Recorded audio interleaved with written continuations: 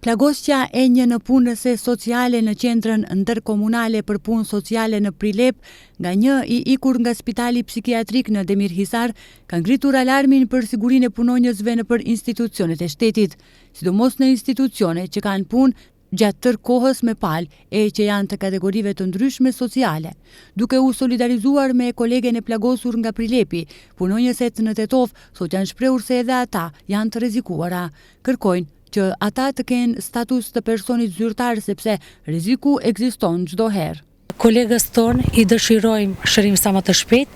me shpresën se këto akte do të përfundojnë dhe nuk do të përsëriten më. Ndoshta edhe pasiguria e bën vetën kushtet ekonomike, pasi që edhe vetë emri i institucionit është i tillë dhe kemi pasur raste dhe besojmë që edhe në të ardhmen do t'jenë këto raste prezente. Jemi duke e kërkuar vazhdimisht, mirë po ende nuk kemi ndonjë përgjigje adekuate dhe se çka do të ndodhe me statusin tonë si persona zyrtar të njihemi. Në ndërkohë dhe psikologët që punojnë në qendrat sociale thonë se janë në rrezik, sepse në mesin e atyre që marrin shërbime janë dhe persona që konsumojnë lëndë narkotike ose që janë në proces të shërimit. Jetët tona me një fjalë të shkurt janë në rrezik. Në këtë institucion ne dihet që punojmë me kategorinë më të rënduar të qytetarëve, japim mjaftueshëm shërbime për të gjithë qytetarët dhe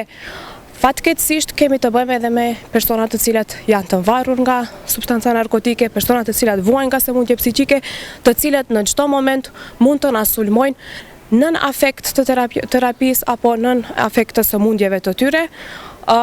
Të them të drejtën, nga rasti që ka ndodhur mbrëm në Prilep, jo vetëm unë, por të gjithë kolegët që janë këtu,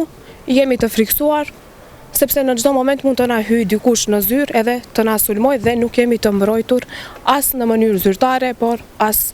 kështu vetne nga asnjë institucion apo nga ndonjë masë të cila do të jetë këtu çdo herë edhe do të ndjehemi më të sigurt në vendin e punës. Mos bisedoj kur e lëshojmë orarin ose kur mbaron orari jon kur dalim prej pune. Gjatë solidarizimit të sotëm, u tha se tubimet të këtilla do të mbahen më shpesh, ndërsa nesër revoltën e tyre do ta shprehin dhe në punëset sociale nëpër qytete të tjera.